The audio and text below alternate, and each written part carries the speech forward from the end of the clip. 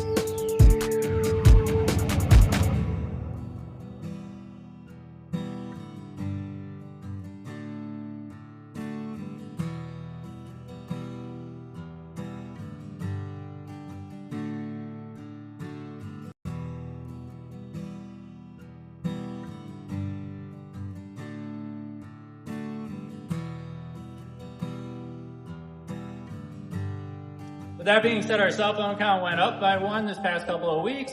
Let that be your warning. Please keep it in the boat, because if it goes in the water, you're probably not getting it back.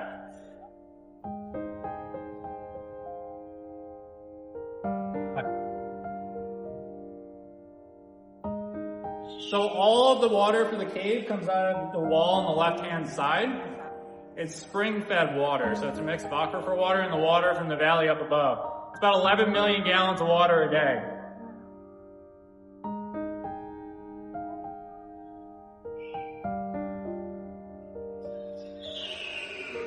So we have different formations in the cave. The ones that come down from the ceiling are called stalactites. The ones that grow up from the ground are stalagmites. And then when they grow together, they're called columns. And that's easy because that's what we call them. Is it okay if we do flash? What? Is it okay if we do flash? Yeah. It is a little foggy in here, so it's 50-50 if it helps or not. But yeah, feel free. So we asked everybody to use their imagination in here. If you use your imagination, you may see the head of a dragon coming out of the wall right here.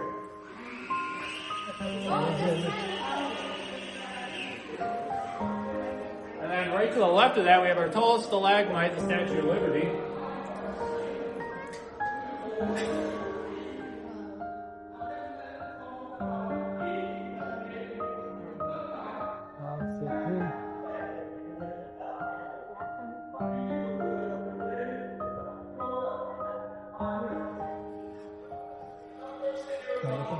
So we always give the returning boat the right of way because if he runs into our motor, we're going to be in big trouble. So we let him go first.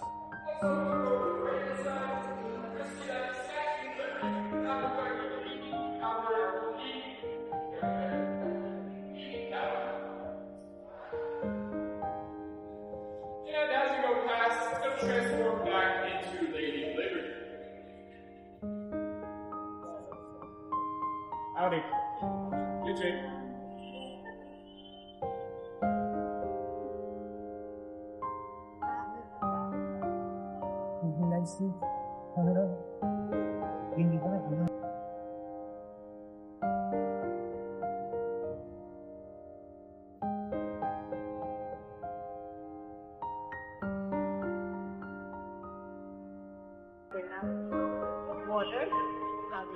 So I like to explain the noises from the boat you're going to hear before people get nervous. I have to use the motor to go in the opposite direction to get us to stop. So if you hear a big splashing noise, that's all it is. Like that. If you hear metal banging underneath us, that's just the anchor we're dragging behind us. So the cave was formed by flowing water millions of years ago, kind of like an underground river. Scientists estimate the cave to be between 3 and 5 million years old. Up until the last ice age, the water was actually all the way up to the ceiling. And then as the ice age ended, the water table in the area began to drop, and it's at its current location now. That allows us to do boat tours. If anybody's been on any other cave tours, you probably walked through them. That's because the water table in that area was below the bottom of the cave. Anybody get dripped on yet? So that's all coming from our stalactites on the ceiling. It's a mixture of groundwater and rainwater from up above. It goes down through the grass and the mud and the rocks, and it picks up minerals. As it gets to the end of the stalactite, it deposits those minerals and drips and hits you in the face. Some people say it's good luck. Some people call it a cave kiss. I'm not very lucky. I've worked here a while, so take it for what it is. Could the water ever rise back up? What? Could the water ever rise back up? Like, have you had that experience? No, we actually have an artificial exit at the other end with a dam that controls the water level. So up until 1925, the cave did flood, not all the way up to the ceiling, but probably 6 or 7 feet. But now it doesn't flood anymore because we have the dam. So the cave is primarily made of limestone, which is this grayish rock. And inside the limestone, we have different elements. Iron's one of the most common ones you'll see, which is this orange-reddish color. When the iron, water, and oxygen mix, you get iron oxide, which is also known as rust. You may notice right above the rust, we have all these holes in the ceiling.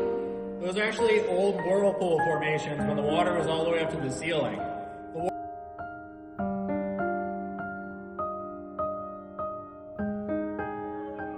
As a side note, if we get close to formations, please do not touch them. We have oils and acids in our skin and they'll actually damage the formations.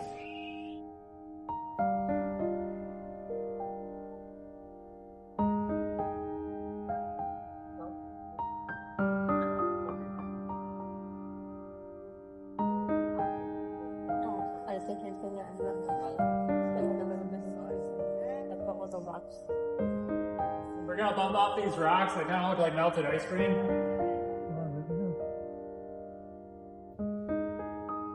Yeah, but see how once we get back here, you'll touch that.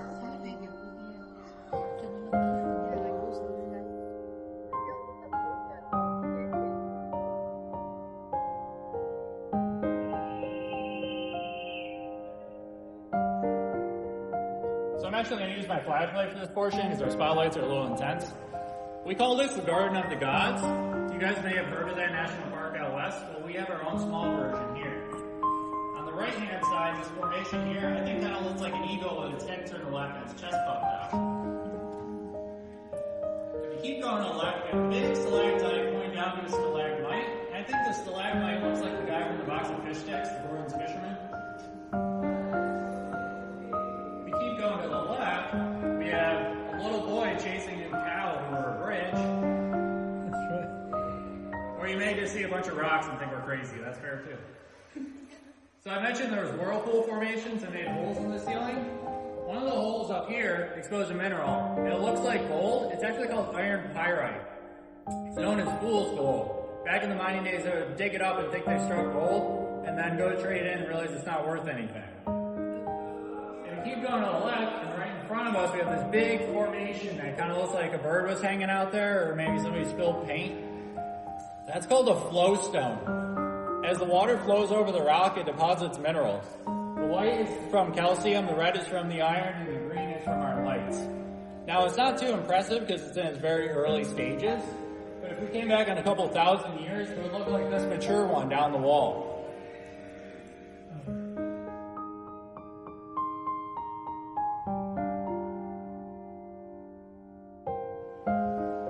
We have another boat coming back through, so when after we're done with this location, we're actually going to go through this little crack in the wall over here. Believe it or not, the boat does fit.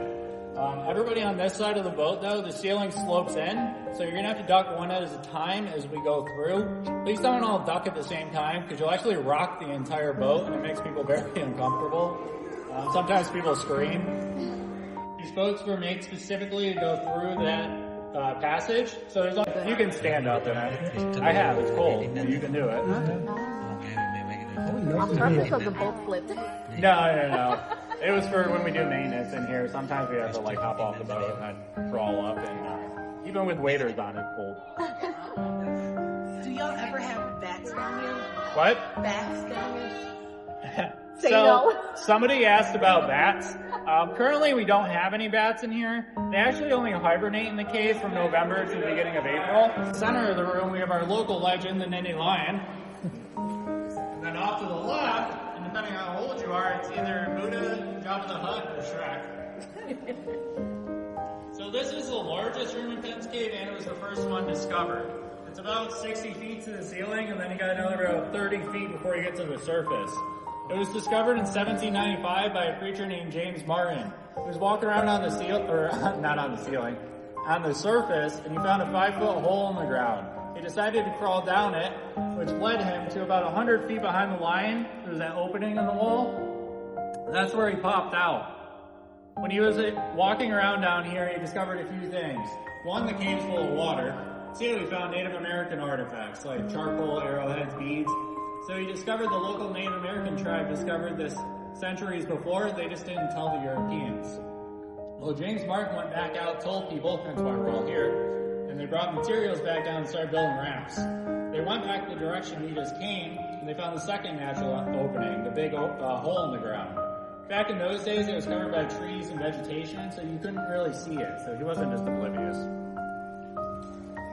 You guys actually probably drove right by the first natural entrance today and had no idea. The road goes right about here above our heads.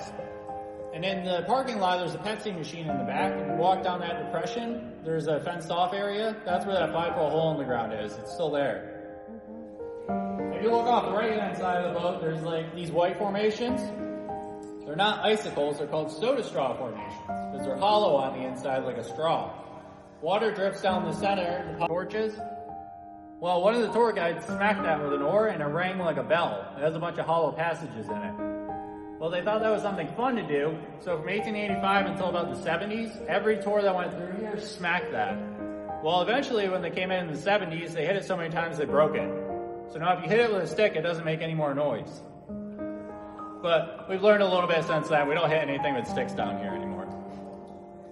You can actually see the bottom right-hand corner is missing, where it's flat. It used to be about a foot longer than that. So the next portion of the tour, we're only gonna have the lights on the boat until we get to the last room. So if you're scared of the dark, you can use your flashlights.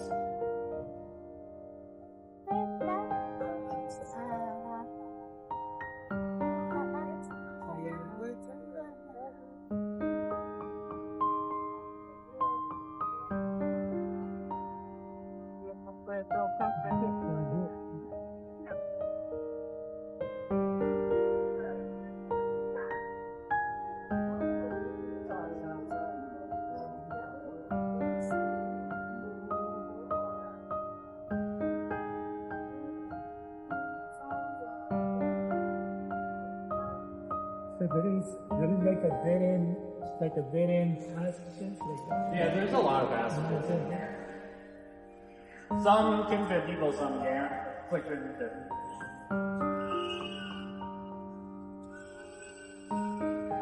So I mentioned that the water was all the way up to the ceiling and we have whirlpool holes. Well, a whirlpool made this hole, and we call it the heart of Penn's Cave. One, because it looks like a heart. Two, we've had a lot of people get engaged or married underneath this heart. I know it sounds odd, but they were cavers, so I thought it was the perfect spot. I asked my wife, she said no. So that's where we are now.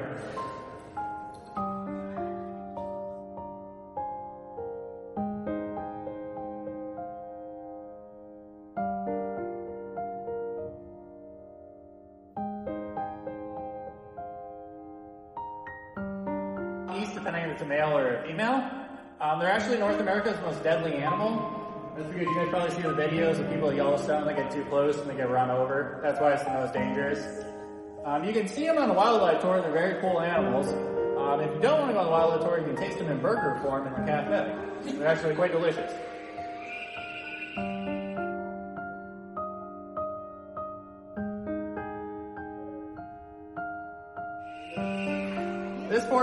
This portion of the cave is also the closest we get to the natural ceiling. You guys may see this stuff on the ceiling, it kind of looks like popcorn chicken. I promise it's not. It's actually magnesium, a flammable metal. It was inside the limestone, and as the limestone eroded away, it was left behind. It's much less water soluble than limestone. Before we had the man-made exit at the other end, the water used to flood all the way up to this ceiling. You can kind of see some of the formations over here have flat bottoms. That's back when logs and sticks would come in and snap them off when the cave was flooded.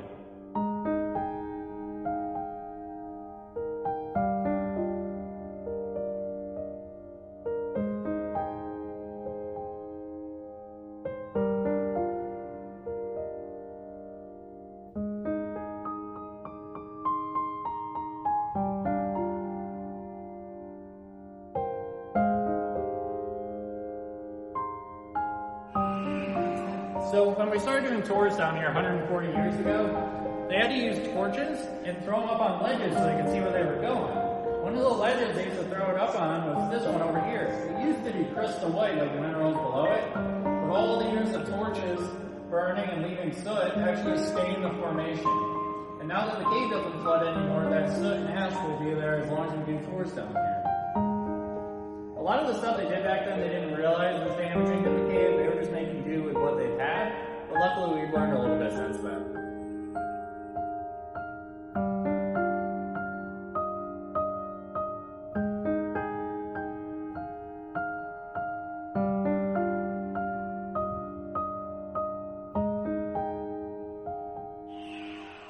Off the left-hand side of the boat, you might say, what are all these layers?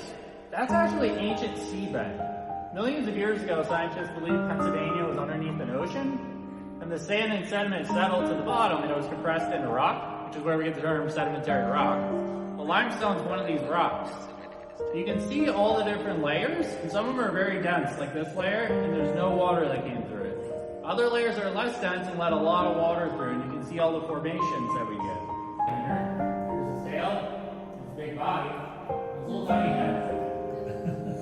Or Loch Ness Monster, or plesiosaur.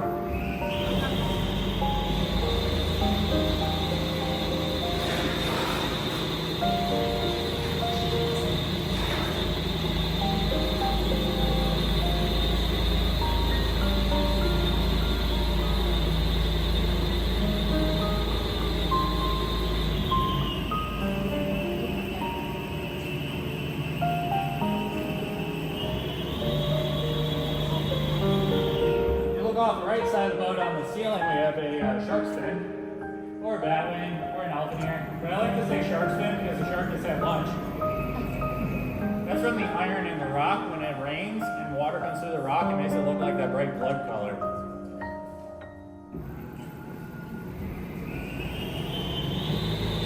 We have several large columns in this room. This one right here is about 11 to 12 feet tall. And they take about 300 to 500 years to grow an inch. So it just gives you the scale of how old these formations are. Back right-hand corner, we have some smaller columns. And a lot of people say these look like Easter Island heads. And right in the middle, we have a big stalactite that's flowing down to a stalagmite. They're about 6 inches apart. They won't touch for another 2,000 to 4,000 years. So long after we're all gone.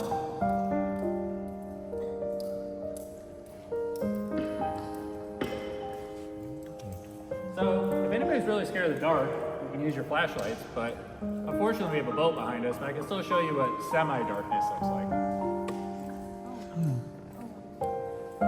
If there's not another boat behind us, we like to show you guys what total darkness looks like. It's like pitch black in here.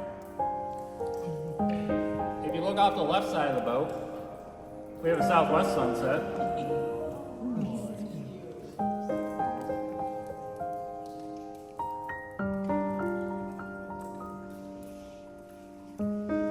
After the southwest sunset,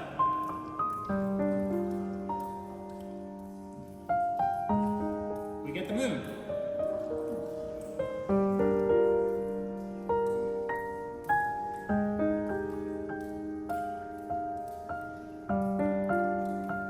After the moon, we get the dawn.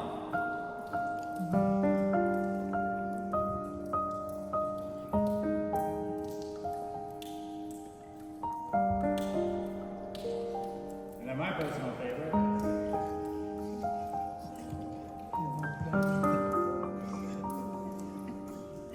the northern lights.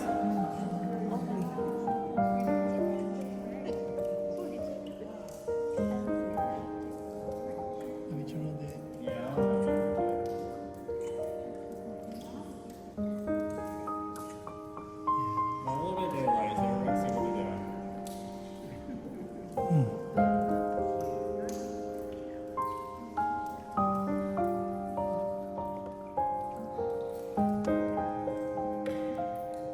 So like I said, we're actually going to go out the artificial exit to the lake and turn around.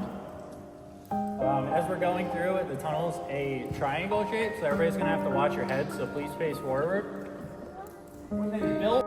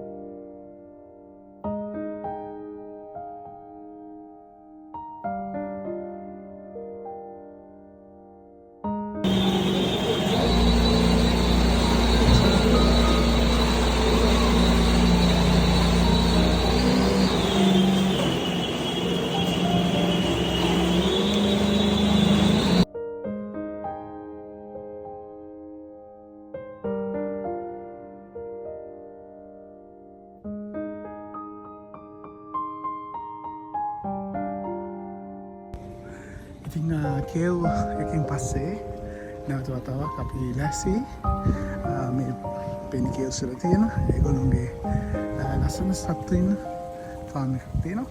A farm එක බලන්න යන්න හදන්නේ. අපි එහෙම මේ bus එකේ තමයි යන්නේ.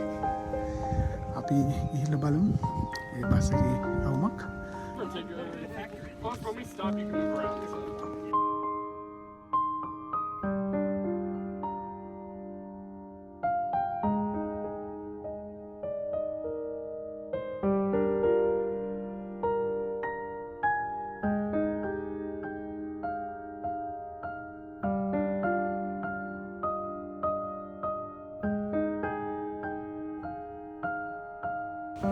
But welcome to Penn's Cave, everybody. My name is Corbin. I will be doing your tour today. Before we get started, I'm going to go over some pretty basic rules, like I said. First and foremost, when the bus is in motion, cavern tour, before they would then spend a night in the hotel and return home the next day. Give me 1 second, we are in a better view. Please feel free to do so. But over on the right-hand side, you are going to see our American bison, the first animal of the tour today. You'll notice these guys are pretty big.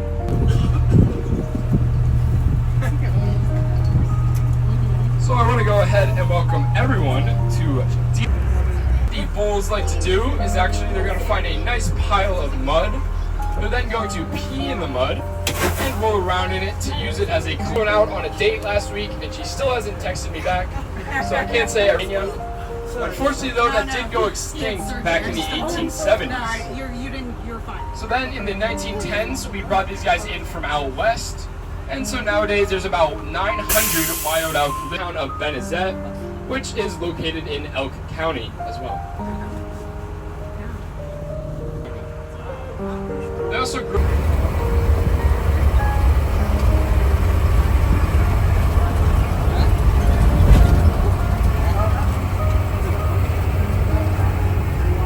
Now over on the right hand side, you guys will see what's known as an edge habitat.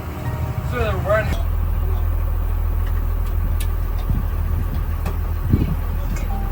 But if everyone's got in their oohs and their ahs, we're going to start heading down the hill here.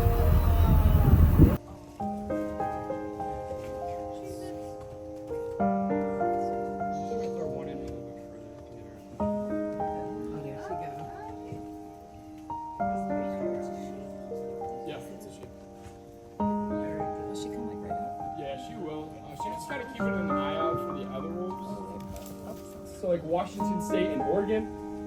The Rocky Mountains down to the deserts of Arizona and New Mexico, and then also the Everglades. So the Florida panther is technically actually his friend as well. So the reason we have him separated from the rest of the herd is that the calves are still pretty young right now, and so we didn't have him in with the rest of the herd. But once මේ වගේ පොඩි ගයක් හදාගෙන අල ටිකක් හදාගෙන ඉන්න තියනවා නම් නියමයි.